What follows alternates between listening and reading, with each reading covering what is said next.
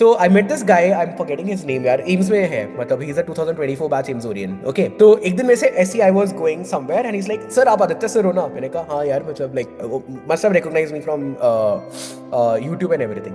कहता सर मैंने ना आपकी एक वीडियो देखी थी जिसमें आपने कहा था कि जो कोचिंग के मॉड्यूल्स है उनको रद्दी में बेच दो, ठीक है, सिर्फ एनसीईआरटी से आता है. तो मैंने मान लिया, मैंने रद्दी में बेच दी है. मेरे सारे प्रोफेसर, सारे मेरे जो है वो एकदम नाराज हो गए कि तेरा सिलेक्शन नहीं होगा. सर मैं तो एम्स में हूँ. He actually recited this story with so much passion कि वो मैंने आपकी वीडियो से रद्दी में बेच दिए थे, मैंने सिर्फ एनसीईआरटी रटी, आज मैं एम्स में हूँ, वो सारे गलत थे. You don't need any more proof कि जो बंदा बोल रहा है कि उन मॉड्यूल्स या मेरे नोट्स को पढ़ो उससे सिलेक्शन नहीं होगा. एनसीईआरटी को रटोगे, उनको रद्दी में बेच दोगे, तुम्हारा सिलेक्शन होगा. बट हाँ, एनसीईआरटी पढ़नी ऐसे होती है. You have to read NCERT and you have to practise. लोग रीड एनसीईआरटी तो फिर भी समझ लेते हैं, वो प्रैक्टिस एनसीईआरटी नहीं करते. वो प्रैक्टिस इक्वली इंपॉर्टेंट है इफ नॉट मोर, क्योंकि जब तक वो प्रैक्टिस नहीं करोगे तुम्हें पता ही नहीं चलेगा एनसीईआरटी से क्वेश्चन कैसे बन रहे हैं. तो ये जो मैंने बताया ना, ये जो 3 set of question, NEET PYQ, NCERT recommended MCQs and NEET 2025 level, ये करने हैं. ये 200 से 300 एमसीक्यूज पर चैप्टर करने हैं एंड इनको 2 या 3 बार रिवाइज फिर से करना है. ये जरूरी है, तब वो चैप्टर कंप्लीट होगा. So hello everyone. First of all, I just wanted to tell you. So this is a 2-year journey, and I want to help you in this 2-year journey. And the single most fundamental aspect about this 2-year journey, which will you listen over the next 2 years, कि यार NCERT पढ़ो, NCERT पढ़ो, NCERT पढ़ो.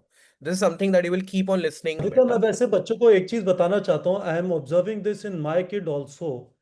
Reading की आदत नहीं होती है। इसका मतलब यह है कि कोचिंग में पढ़ाया, घर पे आके क्वेश्चन लिख लिए। I think that is very very superficial knowledge. यदि आप रीड नहीं करोगे एनसीईआरटी, इवन फिजिक्स और केमिस्ट्री की भी, आपको कोई कॉन्टेक्स्ट ही नहीं मिलेगा।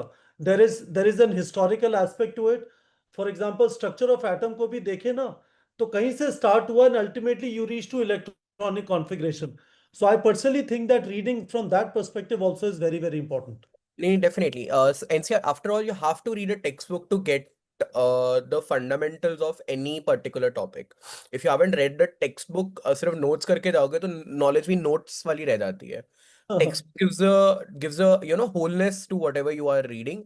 And मैं भी आज तो मैं सिर्फ बायो की एनसीईआरटी की बात कर रहा हूँ, because लोग बायो में नहीं लिखे आते. सबसे important चीज तो ये है, you have to understand कि even today, अगर तुम लोगों ने फिजिक्स और केमिस्ट्री में सारे ऑप्शंस के तुक्के मारे होते, everything you would have done एकदम तुक्का, सारे ऑप्शन ए मार के आगे होते, तुम्हारे 1/4 सही होते, बाकी में सब में बाकी क्वेश्चंस गलत होते, still you would have been 400 questions correct, because 350 marks were from NCERT और बायो ओनली.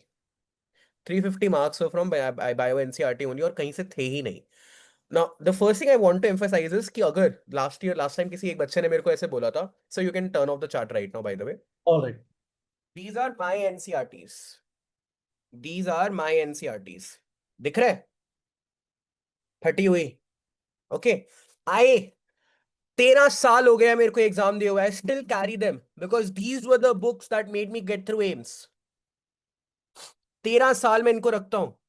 मैं कोई पढ़ता नहीं हूं, बट मुझे पता है कि ये वो विद्या थी, these were the books, these were the books who got me through NEET. These were the books who got me through AIMT. These were the books who got me through AIMS. I'm so angry that even in 2025, people are misguiding you by telling NCRT is not important, by telling there is no need to read NCRT. Socho, I'm a 30-year-old consultant of pediatric oncology. I did everything MBBS, MD, DM from AIMS. और आज भी मैं इस book को इतनी importance देता हूँ, मुझे पता है, because the beginning was because of this book. I still carry this book. Not to read it, but to give it the importance that this is the book that started it all. Okay, so first and most important thing, NCRTs are very important. NCRT nahi padhe selection nahi hoga, plain and simple. Absolutely no doubt about that. Absolutely no doubt about that. Now coming to why is NCRT important? Everyone tells NCRT is important. मैं भी यही बोल रहा NCRT, because if you look at the past trend, even if you look at the toughest paper, NEET 2025 people say was the toughest paper, only 2 questions were the questions which were not from NCRT. So fundamentally what it means that even for someone who, if you had read your NCRT thoroughly, you should ideally get 352, if not 360. And वो जो 2 question NCERT के बाहर भी आए थे ना, even they were like partially solvable from your knowledge of NCERT. तो 360 on 360 is possible just from NCERT. तुम्हें पढ़नी ही सिर्फ NCERT है. On any given day, even on a bad day, you should not get less than 330, 340 in biology. Simply by reading NCERT, you will always get 330 to 340. तो इस बार जिन लोगों का selection नहीं हुआ ना, फॉर एग्जाम्पल किसी के 400 नंबर आए हैं या 300 नंबर आए हैं, तो वो फिजिक्स केमिस्ट्री की वजह से सिलेक्शन नहीं हुआ. It is not because their physics and chemistry was weak, that's why they didn't get selected. उनका सिलेक्शन इसलिए नहीं हुआ क्योंकि बायो ये वीक थी यार, उनने एनसीईआरटी ढंग से नहीं पढ़ी थी. एनसीईआरटी तुमने ढंग से पढ़ी होती तो तुम्हारा कैसे सिलेक्शन नहीं होता.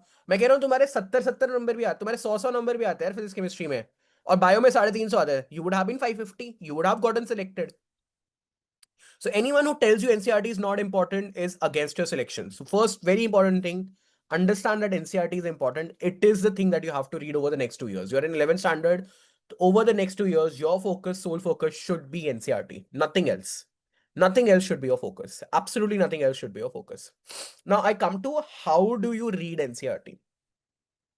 तो यार लोग फंडामेंटली एनसीईआरटी को एक गलत तरीके से पढ़ते हैं because they tend to do a superficial reading of NCERT.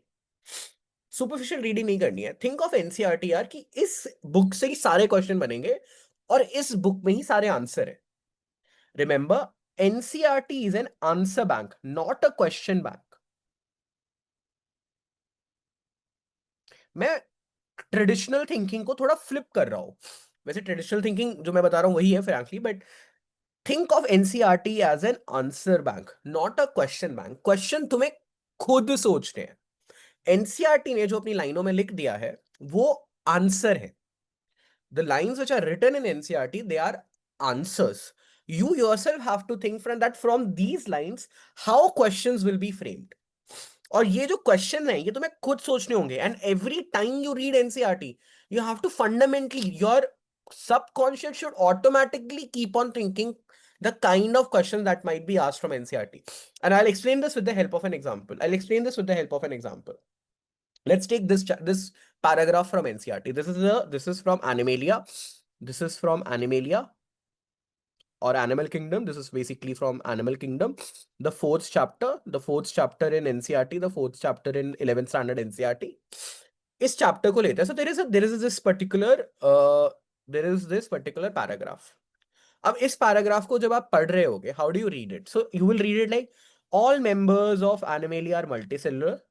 However, all of them do not exhibit the same pattern of organization of cell.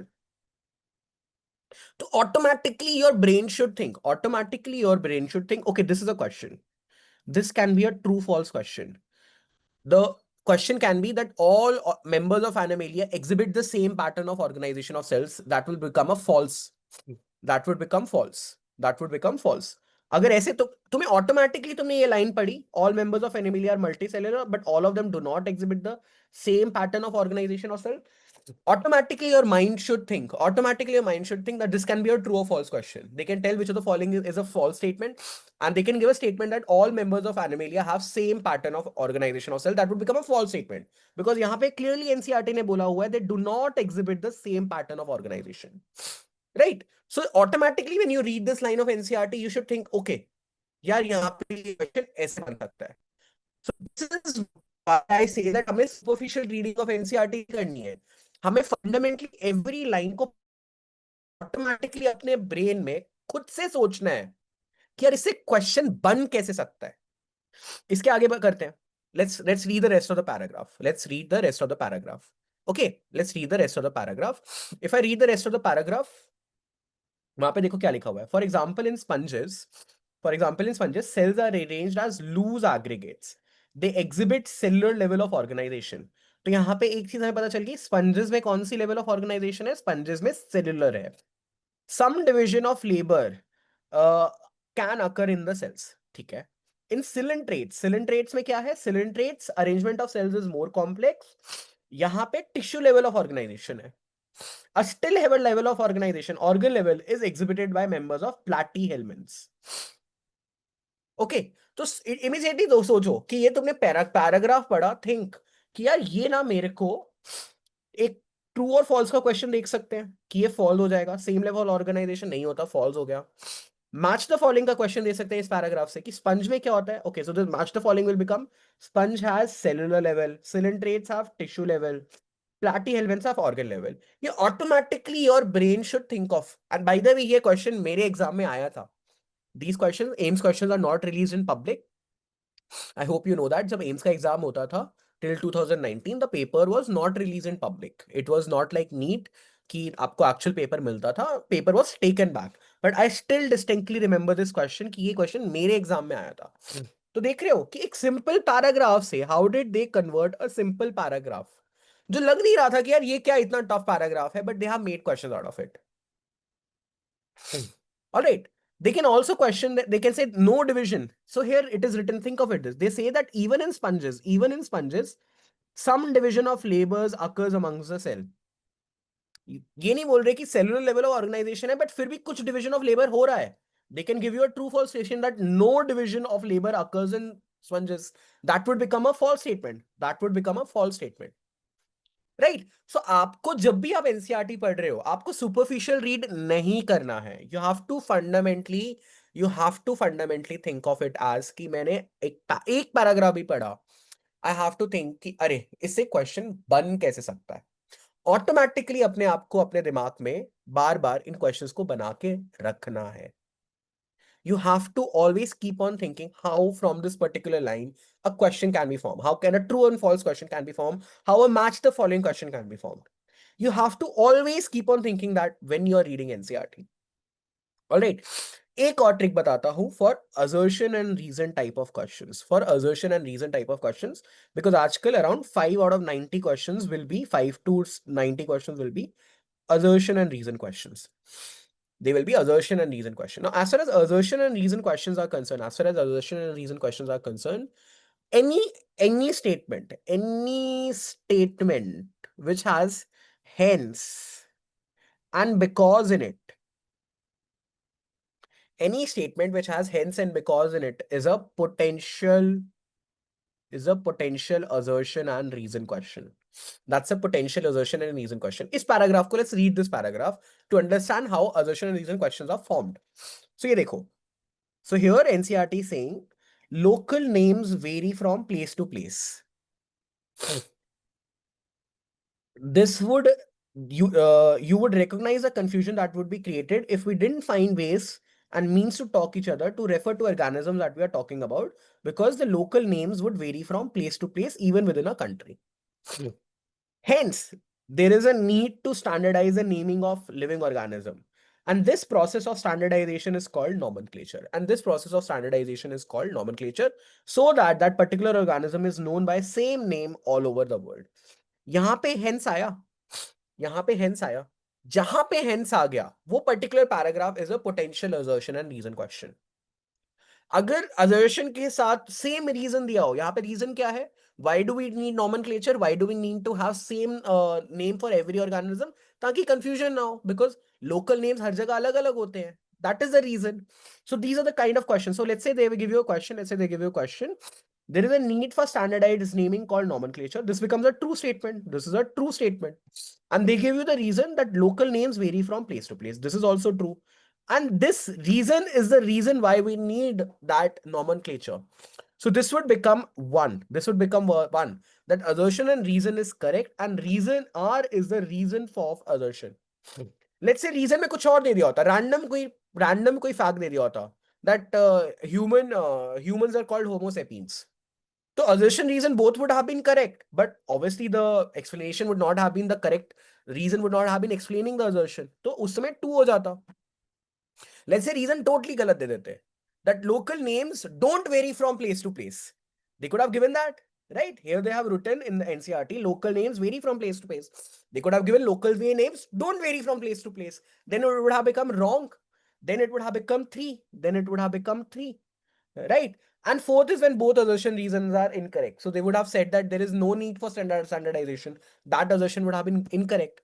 If they would have said that there is no need for standardized naming, that would have been an incorrect assertion. So answer 4 हो जाता. So automatically when you saw hence, think of it कि इसको assertion reason में कैसे डाला जाएगा. Think of ways it can be put in assertion reason. Alright. अब देखो, this is not just, एक और मैं एग्जांपल लेता हूं, बेसिस ऑफ क्लासिफिकेशन. आप कहीं से भी क्वेश्चन बना सकते हो. ये अगेन एनिमल किंगडम है. दिस इज अगेन एनिमल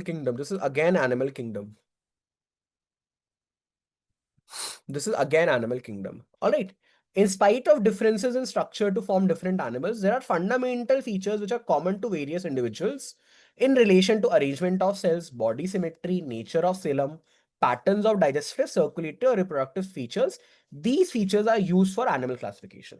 तो उन्होंने तुम्हें इस लाइन से क्या बताया? उन्होंने बताया कि that the arrangement of cells, the body symmetry, the nature of coelom, the pattern of digestive, circulatory and reproductive system, these are used for animal classification. These are used for animal classification. So they can ask you a question, which of the following is not a basis of classification? See, digestive, circulatory, reproductive systems are basis for classification. Eyes and ears are not. Eyes and ears are not. So ये answer हो जाएगा. So ऐसे whenever you are seeing a list, whenever you are seeing a list, उस list के अलावा जो होगा, that becomes an answer. That becomes a kind of a question where not a basis of classification kind of questions can be asked. तो ऐसे आपको हर बार you have to read NCERT and think of questions that are there in NCERT. Automatically आपका दिमाग reading के साथ, after you have read, let's say, one page of NCERT, you should automatically try to think, how can I make multiple questions from this one page of NCERT that I've read? आपने जब एक chapter पढ़ लिया या at least एक topic for example पढ़ लिया, I would advise कि आप कहां जाओगे? आप जाओगे, you will go to target batch. You will go to target batch. And target batch में आप सबसे पहले क्या करोगे? You will do NEET PYQs.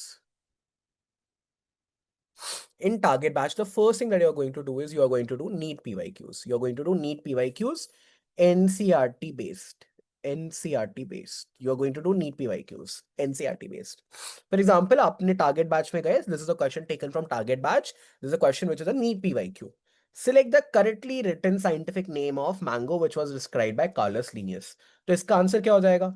इसका आंसर देखो यहाँ पे लिखा हुआ है, मैंगीफेरा इंडिका लिन. तो आंसर ये हो गया ऑप्शन 3, मैंगीफेरा इंडिका लिन. वहां पे फ्रॉम एनसीईआरटी होता है. You can use show me an NCERT feature and you can always go back to NCERT. आप एनसीईआरटी जाओ, आप ये लिखो, आपने देखा कि एनसीईआरटी में दिया हुआ है एंड आप इसको गलत कर रहे हो सही कर रहे हो, whatever might be the reason, and then यहाँ पे आप लिख लो, ताकि जब आप फिर से रीड करोगे कि यार ये क्वेश्चन आया हुआ है, this is a NEET 2019 question. That way, whenever you're reading that statement again from NCERT, you will not forget that this is a previous year question. और NCERT की हर लाइन इंपॉर्टेंट है यार. तुम ये देखो, एक टेबल दिया हुआ है यहाँ पे, एक सिंपल सा टेबल दिया हुआ है. लगता है कि टेबल में क्या होगा? ये देखो, हाउस फ्लाई की फैमिली क्या है? मस्कीडी है ना. यूजली हम लोग सिर्फ जीनस और स्पीशीज तक रुक जाते हैं. यूजली हम लोग सिर्फ जीनस और स्पीशीज तक रुक जाते हैं.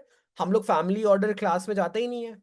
ये देखो, उन लोगों ने एक बार क्या किया, हाउस फ्लाई, फैमिली क्या है? मस्कीडी. क्वेश्चन क्या पूछा? Which of the following belongs to the family मस्कीडी.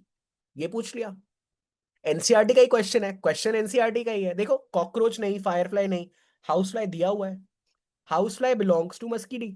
अब तुम्हें पता है कि कॉकरोच फायरफ्लाई की फैमिली क्या है, वो अलग बात है, वो तुमने हो सकता है पढ़े ही ना हो, फर्क नहीं पड़ता. बट ये वाला फैक्ट कि द मस्कीडी फैमिली में हाउस फ्लाई आता है, ये एनसीईआरटी में दिया हुआ है. सो पर्सन माइट थिंक ये क्वेश्चन एनसीईआरटी से नहीं है, बट ये एनसीईआरटी से ही है. उन्होंने एनसीईआरटी से ही क्वेश्चन दिया है. दे वर सिंपली टेस्टिंग कि ये टेबल तुमने ढंग से पढ़ा था या नहीं पढ़ा था. That's it. So every line of NCERT, even I would say that, for example, think of this. ये एकदम बिगनिंग में दिया होता है. हम लोग कई बार ये नहीं पढ़ते, हमारे जो in the beginning of every unit they give a scientist name and the biography of that scientist. यार उससे भी क्वेश्चन आते हैं. ये देखो क्या लिखा हुआ है, Ernest Mayr is called Darwin of 20th century. So can't they ask a very simple question, who is called Darwin of 20th century. यहाँ पे देखो उसमें लिखा हुआ है, ही he pioneered the currently accepted definition of biological species. इस बंदे ने बताया कि स्पीशीज की डेफिनेशन क्या होती है. This is the guy who gave the definition of species. This is the guy who gave the definition of species. So can't they ask question, who gave the definition of species, who is known as the Darwin of 20th century. आपको हर line NCERT की पढ़नी है and you have to think कि इससे questions कैसे आते हैं. एंड मैंने तुम्हें दिखा दिया कि तुम्हें खुद क्वेश्चंस इमेजिन कैसे करने हैं. How you have to imagine questions from each line of NCERT. So आपका टारगेट क्या होना चाहिए? आपने एक रीड किया चैप्टर एनसीईआरटी से, you read a chapter from NCERT. I would say make rough notes. These are not your proper notes. Make rough notes. कुछ कुछ स्क्रिबल करते रहो, like scribble it down. Okay, this is a kind of question which can be asked. This is something. Make scribble notes. Then see your class notes. उसके बाद class notes देखो. Class notes will help in a better understanding also of NCERT, पर आपने पहले NCERT पढ़ी फिर class notes को देखा। इसके बाद in the target batch you did the NEET PYQ, strictly NCRT based, and then you did NCRT only questions, and then you did NCRT only questions. Your target should be that at least for every chapter you do 200 to 300 MCQs and 500 to 600 MCQs for bigger chapter. तो अगर 1 से 2 हफ्ते में एक chapter complete करना है, let's say you have to complete a chapter in 2 to 3 weeks, daily आप 50 question करोगे तो 10 दिन, डेली अगर 50 MCQs करोगे तो 10 दिन में अगर 100 MCQs किए तो over a five span of 5 to 7 days आपका वो चैप्टर कंप्लीट होगा। Alright. Aditya, her I want to tell quickly one thing. या या So, in a chapter like Living World, question थोड़े कम होंगे, but that gets compensated in a chapter like Biological Classification or Animal Kingdom. That was one thing. तो हो सकता है living world में अच्छे 200 क्वेश्चन करना, कंसिडरिंग उन्होंने कुछ पार्ट रिमूव भी कर दिए हैं, might be a little difficult. Second thing is, it is a नहीं सर, गुड। बट 200 क्वेश्चन तो करने हैं, 200 MCQs मिल जाएंगे, टारगेट बैच देखा हुआ है, इतने एमसीक्यूज हैं कि आपको ठीक previous year NCERT NEET question plus recommended NCERT questions and recommended questions मिला के 200 क्वेश्चन हर चैप्टर में बन जाते हैं, वो तो ठीक है। करने हैं।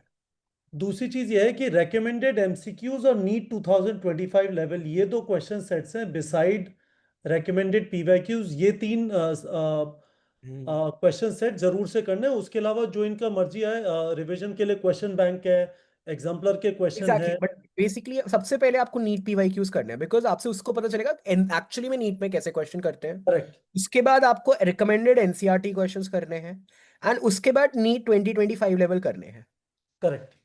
ये 3 सेट्स में है सर 200 क्वेश्चन, हर मैं देख रहा था अराउंड 200 क्वेश्चंस हैं।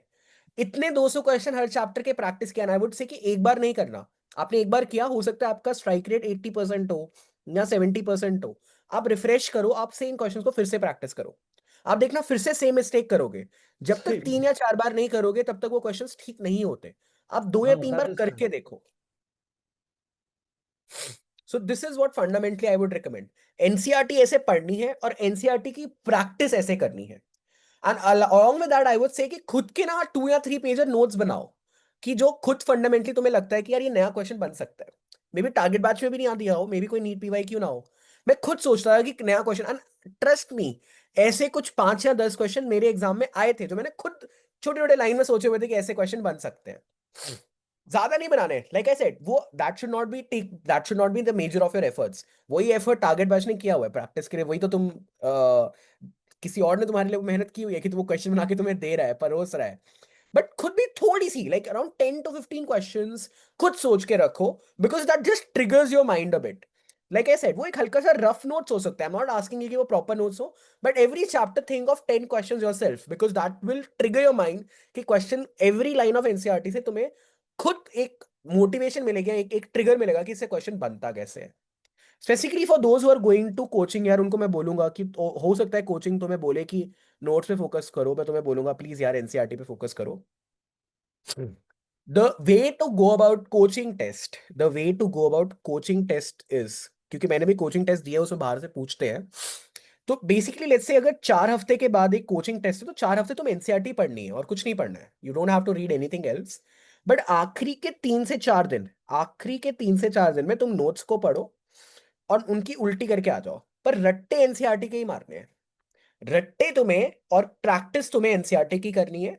आखिरी 3 से 4 दिन में जो नोट्स तुम्हें बनाए हैं उनको थोड़ा बहुत पढ़ के और बस उनको उल्टी मार के आ जाओ कि ओके तुम्हारा जो पेपर आएगा वो भी 70 to 80% एनसीईआरटी होगा, बचे हुए 20% क्वेश्चन तुमने आखिरी के 3-4 दिन में पढ़ लिया, उल्टी करके आ गए, so you still be able to score close to 90% and you get good marks in your coaching test also. तो तुम डीमोटिवेट नहीं होने वाले।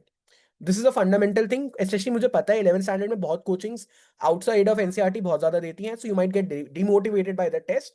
उनका सिंपल फंडा यह है, तुम अपना जो बेस है, तुम्हारा बेस जो है वो एनसीईआरटी ही रहेगा। Your base will always stay NCERT. But let's say there is a test on, आज 13th है, let's say there is a test on 27th, तो 23rd से 27th के बीच में तुमने नोट्स को एक बार रीड कर लिया, you read the notes once, and उसके बाद उनकी उल्टी उल्टी मतलब बस it's in short term memory, and short term memory में तुम क्वेश्चंस को लगा के आ गए। बट फंडामेंटली जिसके तुमने रट्टे लगाए, जिसको तुमने लॉन्ग टर्म मेमोरी में भेजा, वो तुमने एनसीईआरटी को ही भेजा, बिकॉज नोट से उस समय के वो तीन जो थोड़े बहुत टेस्ट है, तुम्हें एक पॉजिटिव फीडबैक मिल जाएगा, बट लॉन्ग टर्म मेमोरी में you should always send NCERT MCQs only, always remember that. Sir anything you want to add? I think this is a fundamental difference between, लोग कहते रहते हैं एनसीईआरटी पढ़ना है, but this is the way to read NCERT. Think of every line as a potential question and then solve 300 to 400 MCQs from that chapter, including NEET PYQs and NCRT based PYQs. Go back to NCRT, see where you made the mistake. Write down those points in NCRT itself. These are the PYQs, these are the mistakes I'm making. Then again revise. And you need to do it twice and thrice. No, एक बार से नहीं होने वाला. Over the next 2 years, ये 2 या 3 बार होगा. तब वो फंडामेंटली तुम्हारी लॉन्ग टर्म मेमोरी में जाएगा, and then you will be a master of NCERT. And like I said, जो तुम्हें बोल रहा है कि एनसीईआरटी नहीं पढ़नी है, उससे बड़ा तुम्हारा कोई दुश्मन नहीं है नीट सिलेक्शन के लिए. तो आदित्य, मैं एक दो चीज़ें बच्चों के बिहाफ पे, और फिर हम आई थिंक 5-7 मिनट के लिए चैट खोल सकते हैं। मैं एक चीज़ बच्चों के बिहाफ पे ये पूछना चाहता था। बच्चों के मॉड्यूल्स होते हैं, हम्म. काफ़ी सारे बच्चे जिन कोचिंग्स में जा रहे हैं उनमें मॉड्यूल मिल रहे हैं। तो क्लास में जो नोट्स लिखाए गए हैं उनके बियॉन्ड मॉड्यूल की थ्योरी पढ़ना नहीं बनता, right? Absolutely hundred not. Percent 100% sure about that. Class के नोट्स पढ़ लो. क्लास के नोट्स के बाद मॉड्यूल्स के पीछे थोड़े आउटसाइड ऑफ एनसीईआरटी क्वेश्चंस होते हैं, वो जितने सॉल्व होते हैं उनको रट लो. अगेन लाइक आई सेड, वो आखिरी के 3-4 दिन में तुम रट के उल्टी करके आओ. आप उनको पर ज्यादा टाइम मॉड्यूल मत में दो. भर भर के थ्योरी होती है बायो के अंदर, मतलब छोटा आई मोटा डो नहीं। अग्री, वो मॉड्यूल्स नहीं पढ़ने वो उनको. बिल्कुल भी नहीं पढ़ना अरे एनसीईआरटी। अरे दिस इज मजेदार, एक बहुत मजेदार चीज है मेरी. So I met this guy, I am forgetting his name यार, एम्स में है, मतलब he is a 2024 batch AIIMSonian. Okay.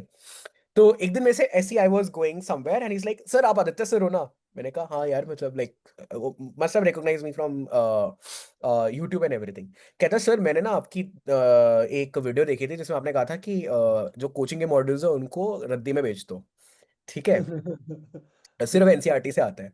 तो मैंने मान लिया, मैंने रद्दी में बेच दी है. मेरे सारे प्रोफेसर में सारे मेरे जो है वो एकदम नाराज हो गए कि तेरा सिलेक्शन नहीं होगा सर, मैं तो एम्स में हूँ. He actually recited the story with so much passion कि वो मैंने आपकी वीडियो से रद्दी में बेच दिए थे, मैंने सिर्फ एनसीईआरटी रटी, आज मैं एम्स में हूँ, वो सारे गलत थे. या you don't need any more proof कि जो बंदा बोल रहा है कि उन मॉड्यूल्स या मेरे नोट्स को पढ़ो उससे सिलेक्शन नहीं होगा. एनसीईआरटी को रटोगे, उनको रद्दी में बेच दोगे, तुम्हारा सिलेक्शन होगा. बट हाँ, एनसीईआरटी पढ़नी ऐसे होती है. You have to read NCERT and you have to practise. लोग रीड एनसीईआरटी तो फिर भी समझ लेते हैं, वो प्रैक्टिस एनसीईआरटी नहीं करते. वो प्रैक्टिस इक्वली इंपॉर्टेंट है इफ नॉट मोर, क्योंकि जब तक वो प्रैक्टिस करेक्ट। नहीं करोगे तुम्हें पता ही नहीं चलेगा एनसीईआरटी से क्वेश्चन कैसे बन रहे हैं. तो ये जो मैंने बताया ना, ये जो 3 set of question, NEET PYQ, NCERT recommended MCQs and NEET 2025 level MCQs, ये करने हैं. ये 200 से 300 एमसीक्यूज पर चैप्टर करने हैं, एंड इनको 2 या 3 बार रिवाइज फिर से करना है. ये जरूरी है, तब वो चैप्टर कंप्लीट होगा. आदित्य, अब मेरा एक और क्वेश्चन ये है या कि जब ये बच्चे टारगेट बैच से प्रैक्टिस कर रहे हैं तो एक चैप्टर टिपिकली इस स्टेज पे 2 से 3 हफ्ते में खत्म होता है। तो होता है physics, chemistry, zoology, botany, 4 teacher, 4 chapter open होते हैं, 3 से 4 हफ्ते में एक चैप्टर खत्म होता है। So hmm. Should they practice from target batch at the end of 3 weeks, या फिर टॉपिक वाइज नहीं नहीं, करते टॉपिक जाए? वाइज आप करते रहो, आप टॉपिक वाइज करते रहो. तो आपने लेट्स से एक हफ्ते में, लाइक आई सेड, आपको वीकली टारगेट्स बनाने हैं. उस वीक में जितना वहां पे हुआ है उतनी आपको एनसीईआरटी पढ़नी है. क्योंकि एनसीईआरटी थोड़ी कंसाइज लगती है, हो सकता है आप खुद पढ़ पाओ, आप पढ़ लो, एक्स्ट्रा पढ़ लो, मैं नहीं कह रहा, प्रैक्टिस करो, पढ़ लेना. तो जब वो बायो का teacher, for example living world है, फॉर एग्जाम्पल लिविंग वर्ल्ड अगर उन लोगों को 2 हफ्ते में कंप्लीट करना है, हो सकता है तुमने एक दिन में ही पढ़ लिया बैठ के living world, because living world is an easier chapter versus let's say animal kingdom. Animal kingdom उतना इजी चैप्टर नहीं है, बट लिविंग वर्ल्ड है. तो ठीक है, तुमने पढ़ लिया, तुमने प्रैक्टिस शुरुआत के एमसीक्यू से कर लिया. जब चैप्टर कंप्लीट हो जाएगा तब बची हुई चीज को फिर से एनसीईआरटी से पढ़ लेना. बट आप प्रैक्टिस डेली बेसिस पे करोगे, आप practice end of the time पे नहीं करोगे, आप रेगुलरली प्रैक्टिस करते रहोगे. Very good. ठीक है। तो I think these were 2 questions that I had from you. Hmm can we open the chat for exactly 10 minutes? 8:45 पे फिनिश करेंगे, अभी 8:35 हो रहा है। In sir case I if think lot of people have given questions here only. मैं इन्हीं questions को थोड़ा बहुत आंसर कर देता हूँ. These are good questions I would say. ठीक है, but they might have questions with respect to NCERT and their modules, because what you have touched upon today, इन्होंने उससे related question नहीं पूछे हैं.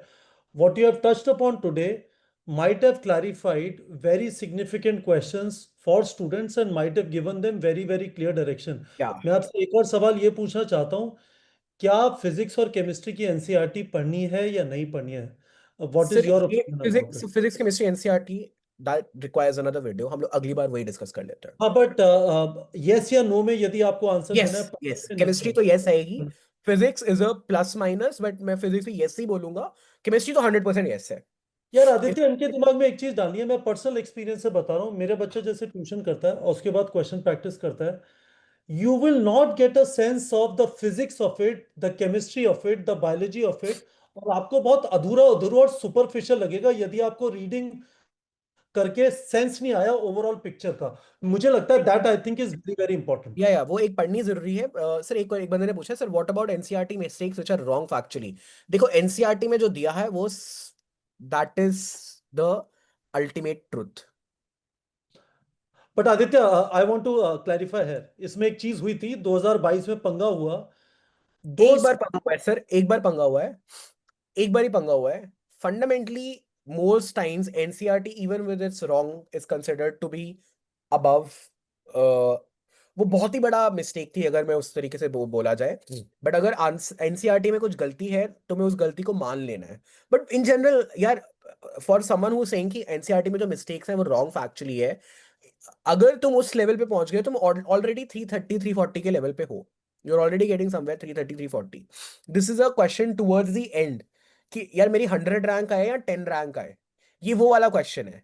पहले एनसीईआरटी पढ़ो, पहले अपने पैर जमीन पे रखो। अगर अगर उस लेवल पे पहुंच गए कि तुम एनसीईआरटी में गलतियां निकाल रहे हो और तुम्हारे रेगुलरली 330 340 आ रहे हैं, तब ये क्वेश्चन जायज है। आज की डेट में 2 साल पहले प्रायर टू द एग्जाम जायज नहीं है। Let's me put it this way. But हाँ, एनसीईआरटी को ज्यादा important, how to revise NCERT again, बार बार पढ़ो। हाउ टू रिवाइज अगेन, बार बार पढ़नी है, काम खत्म। आदित्य, मेरा एक और क्वेश्चन है। हाँ। एनसीईआरटी के अंदर जो इन टेक्स्ट क्वेश्चंस है और एनसीईआरटी के जो पीछे क्वेश्चंस हैं, क्या उनको भी करना है नहीं करना? Because they are definitely very definitely subjective questions. Definitely NCERT के पीछे जो क्वेश्चन है and NCERT exemplar questions also need to be done, specially जो एग्जाम्पलर क्वेश्चंस हैं उनमें थोड़ा आउटसाइड ऑफ एनसीईआरटी जाते हैं। उतना आउटसाइड ऑफ एनसीईआरटी आप जा सकते हो। इफ समबडी इज आस्किंग, मैं यहाँ पे लिख देता हूँ कित और, आउटसाइड ऑफ एनसीईआरटी और कितना जाना है। आउटसाइड ऑफ एनसीईआरटी अगर हमें जाना है तो कितना जाना है, तो जितना एग्जाम्पलर में एक्स्ट्रा आउटसाइड ऑफ एनसीईआरटी है। एग्जाम्पलर के question if I am not wrong are also there in target batch, मैंने देखे थे। टारगेट बैच में ऑब्जेक्टिव है, हम लोग या कोशिश कर रहे हैं कि अगले 45 दिन में तो फिजिक्स और केमिस्ट्री के बैक एक्सरसाइज और सॉल्यूशन सॉल्व एग्जांपल्स को हमने एमसीक्यूज में कन्वर्ट करके टारगेट बैच में डाला हुआ है। बायो के एग्जाम्पलर के ऑब्जेक्टिव क्वेश्चंस को टारगेट बैच में डाला हुआ है। इन नेक्स्ट 45 डेज एग्जाम्पलर के शॉर्ट आंसर और लॉन्ग आंसर क्वेश्चन और एनसीईआरटी की बैक एक्सरसाइज को भी एमसीक्यूज में कन्वर्ट करके हम लोग डाल देंगे। डेफिनेटली। देखो एग्जाम्पलर के जो ऑब्जेक्टिव क्वेश्चंस हैं इतना आउटसाइड ऑफ एनसीईआरटी, बिकॉज उसमें हल्का सा आउटसाइड ऑफ एनसीईआरटी कंटेंट दिया होता है, उतना जाना है। अगर कोई पूछे कितना आउटसाइड ऑफ एनसीईआरटी जाना है, सिर्फ एग्जाम्पलर के लेवल तक आउटसाइड ऑफ एनसीईआरटी जाना है, उससे ज्यादा तो बिल्कुल भी नहीं जाना है। ऑलराइट। गुड। यार देखो, how many test should I give, how many question should I practise, it's a fundamentally individual level. तुम्हें खुद जब लगे कि मेरा कंप्लीट हो गया चैप्टर, उतने करने हैं। तुम जीनियस हो तो एक बार में हो जाएगा, तुम नहीं हो जीनियस तो 10 बार करो यार, 20 बार करो। This is not, these are fundamentally wrong question. You are asking for a playbook कि if I follow this playbook to the T मेरा एग्जाम निकल जाएगा। No, it doesn't happen that way. The only thing is we can give you a broad guidance and then you have to tailor it according to you. मैं तुम्हें कपड़ा दे सकता हूं, but तुम्हें अपनी पतलून अपने हिसाब से ही बनानी है। करेक्ट। ठीक है, I can give you Aditya, cloth. मैं ओके। एक क्वेश्चन, हाँ, मैं आपसे एक और How to question. command, for example, these are questions I fundamentally believe. So how to command on biology so that I can score above 320. And अभी इतना पूरा बड़ा जो हमने लेक्चर लिया, this is how you get score above 320. Read NCRT, practice NCRT based MCQs and do NEET PYQs twice and thrice, and then you will get score above 320. This is how you become a master in biology. This is fundamentally how you become a master in biology. You read NCRT again and again, and then you practice MCQs again and again, and then your score starts to improve. One person had written in the comment section से, शुरुआत में question करने में डर लगता था, अब addiction हो गया है। जिस दिन करेक्ट। वो एडिक्शन आ जाए, उस दिन सोचो, जिस दिन वो क्वेश्चन प्रैक्टिस में तुम्हें एडिक्शन आ जाए, उस दिन सोचो you are on the right track. नहीं उस यार, दिन यदि तुम्हारा क्वेश्चन प्रैक्टिस करने का मन नहीं कर रहा तो that is the first thing that needs to get remove from your daily life. यदि आप एक गवर्नमेंट कॉलेज टारगेट कर रहे हो तो और आपका क्वेश्चन प्रैक्टिस करने का मन नहीं करता, तो that is the first problem that you solve. Aditya, हम एक काम कर लेते हैं, आपने लास्ट टाइम बोला था कि नेक्स्ट टाइम मेरे जूम सेशन में बैठो तो you should have gotten the habit of practising 50 question daily. सारे लोग बता दो आप डेली कितने क्वेश्चन प्रैक्टिस कर रहे हो, झूठ मत एग्जैक्टली। बोलो, झूठ खुद से Tell बोल me, रहे हो। tell me how many questions, वो बता दो बस। how many MCQs you practiced on a daily basis. And यहाँ यार पे जो भी 500 बोल रहे हैं they should not do that, right? 500 is, Aditya 500 questions की जरूरत 500 सर, 500 वो बोल रहा है जिसने को लग रहा है मैंने टोटल कितने किए हैं, वो नहीं मैं मान रहा, रोज के कितने कर रहे हो। और हाइपर होने की जरूरत नहीं है। आप जब क्वेश्चन कर रहे हो और आप दिखाने के लिए किसी को टिक टिक टिक टिक कर रहे हो और गलत क्वेश्चन का एक्सप्लेनेशन नहीं देख रहे हो, दैट इज एब्सोल्युटली टेरेबल। शांति से करो, जो क्वेश्चन गलत होता है उसका एक्सप्लेनेशन देखो देखना जो लोग, जरूरी है। there are some honest students, some people are saying 40, some are saying 20, some are saying 35 and all that। जो जो लेस देन 50 बोल रहा है, प्लीज आप 50 प्लस पे पहुंचो।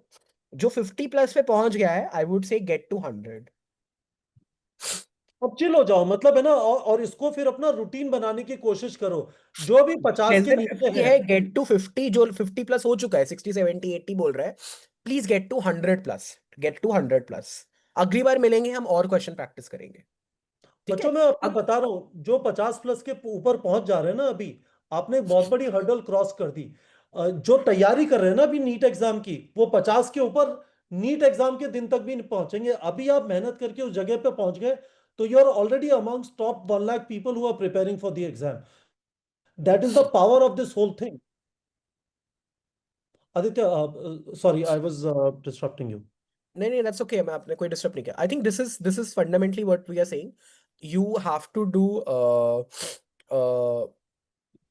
someone is saying sir I'm doing 60-60 ratio for PCB, that's correct। मैं fundamentally मानता हूँ एक दिन में एक सब्जेक्ट ही करना चाहिए। आई डोंट अग्री टू कि रोज के 3 सब्जेक्ट करने चाहिए, to be very honest. But if you think कि उससे तुमको बेनिफिट मिलता है, you have that much time in a day, great, do that. But मेरे हिसाब से what your ideal ratio should be कि तुमने 4 दिन बायो को दिए, सॉरी 3 दिन बायो के दिए, एंड 2 दिन फिजिक्स और केमिस्ट्री को फुल ऑन दिए। This is how you should practice. इन 3 दिन में बायो में रोज के तुमने 100 प्लस क्वेश्चन किए, और इनमें भी तुमने 100 प्लस क्वेश्चन किए। That should result in a ratio what 60-60-80 ratio that someone is saying, वो रेशियो ठीक है। बट रोज करने से आई फील ना क्या होता है कि डिस्कनेक्ट आ जाता है। आप इतने रैपिडली सब्जेक्ट्स में शिफ्ट कर रहे हो। I don't agree to daily MCQ practice of all subjects. कई करेक्ट। लोग करते हैं, अगर इफ यू फील कि डेली हर सब्जेक्ट को कर सकते हो तो ग्रेट। मैं नहीं कर सकता था, मैं खुद बोल रहा हूं मैं नहीं कर सकता था। आई वुड रादर से कि 1 डे 1 सब्जेक्ट, पर उस सब्जेक्ट को अच्छे से करो, उस सब्जेक्ट के 100 to 150 क्वेश्चन करो। This is my advice to you. 2 subjects is still fine, 2 subjects is still fine, because आप एक मेजर सब्जेक्ट रख सकते हो कि यार मेरे को बायो ही करनी है, बट केमिस्ट्री भी थोड़ी सी रिवाइज कर ली, हल्के फुल्के 20-30 एमसीक्यूज कर लिए, दैट स्टिल वर्क्स। तीनों करने से ना बेमतलब में खिचड़ी बनेगी। I don't agree to that. I that's my honest opinion to you. That's my honest opinion to you. Guys, 2 more minutes. We'll end at 8:45. We are at 8:43. Should are आप short notes from the NCERT? Yes, your short notes should only be from NCERT. मैंने तुम्हें बोल दिया ना that तुम्हें जो अपना जो तुमने नोट्स हैं, जो कोचिंग के नोट्स हैं, वो तुम एग्जाम से जो क्लास टेस्ट से 3 से 4 दिन पहले पढ़ो, रट्टे मारो, उल्टी करके आओ। बट रट्टा रट्टा क्या मारना है, रट्टा एनसीईआरटी मारना है। ठीक है। एक्टिव रिकॉल यही होता है, active recall is this only. एक बार तुम लोगों ने एनसीईआरटी पढ़ ली, उसके बाद फिर से एनसीईआरटी पढ़ने की जगह तुम एमसीक्यू प्रैक्टिस करने के बाद जब एनसीईआरटी आओ, that is what is active recall. What is active recall? Active recall is basically, someone asked about what is active recall. तो देखो 2 तरीके हैं पढ़ने के। पहला तरीका है पढ़ने का कि अभी तो यार अभी तो 2 साल है, अभी पहले क्या करोगे, एनसीईआरटी पढ़ के पीवाईक्यू प्रैक्टिस करोगे, एमसीक्यू प्रैक्टिस करोगे। जब एनसीईआरटी पे मास्टरी आ जाए, 1-2 बार पढ़ ली होगी, तब क्या करोगे, जब पहले एमसीक्यू करोगे और पीवाईक्यू करोगे, फिर एनसीईआरटी में अपनी मिस्टेक्स देखोगे, फिर एनसीईआरटी में अपनी मिस्टेक्स देखोगे। बट ये बाद में करना है। This is when you are thorough with NCERT, then you come to this. Initially तो एक बार पहले एनसीईआरटी पढ़नी पड़ेगी, फिर एमसीक्यू करोगे। जब थॉरो हो जाओ, देन उल्टा कर देना कि पहले एमसीक्यू पीवाईक्यू किए, फिर एनसीईआरटी में अपनी मिस्टेक्स देखी, फिर जल्दी से एनसीईआरटी पी। ठीक है। I think we'll end it here now, Kapil sir. This has been a fruitful session. Yeah, this was very good, guys. Was it helpful for you?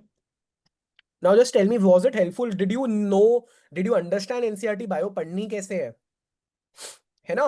I पता hope चला so. ना This कैसे was करना very है? good. काफी अच्छा. I was also watching it. It was very good. बहुत बहुत important है. Uh, this is being told by a person who gave NEET exam. Rather, it was called AI PMT in 2012, and it was true then. It has become more and more true now. Please, यार NCERT मैं के आज book. भी I still carry this book. Yeah. आज भी मेरे घर में है. कुछ तो वैल्यू होगी जो मैं आज भी इसको अपने पास रखे हुआ हूँ. वो बोल आजकल पगलू पगलू बोलते हैं ना, मैं एनसीईआरटी पगलू हूँ. I am Sorry, sorry. NCERT पगलू. All right. So yeah. All right, guys. And it's my advice to you also, be an NCRT paglu. When you become an NCRT paglu, then you will crack NEET. और आदित्य, ये चीज clear है, कोई भी module, कोई भी guide, कोई भी बुक, प्लीज सिर्फ एनसीईआरटी की थ्योरी पढ़ो. Don't waste your time in theory in any of the books और एनी ऑफ द मॉड्यूल्स. यदि आपको क्वेश्चन प्रैक्टिस करने हैं, obviously So NCERT. target batch is there. Definitely target batch is there. But please किसी भी book की theory नहीं पढ़नी है except NCERT. We are very very clear about it. Yeah. Alright Aditya, thank you so much for your time. अगली it was बार हम लोग chemistry, let's next time we discuss something related to chemistry. और अगर very कुछ और नया मेरे को मिलता है, will discuss, will give the topic to the students. And देखो, till these two sessions I kept open, but this is what we plan to do regularly till your exam goes. इसके बाद the sessions will only be for people who are in target batch. ये मैं आज बता रहा हूँ basically. Correct. Alright, thank you Aditya. Thank you. Bye. Thank you everyone. Bye bye.